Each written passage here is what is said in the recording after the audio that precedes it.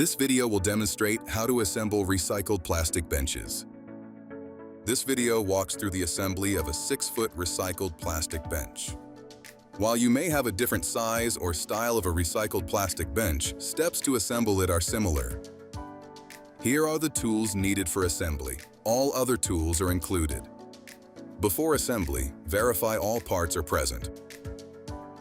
Please contact Uline customer service if you notice any missing parts. Place the 3 bench bases on a flat level surface.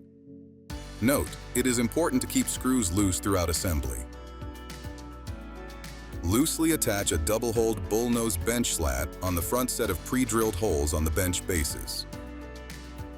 Attach the second double-holed bullnose bench slat on the top set of pre-drilled holes on the base backrest.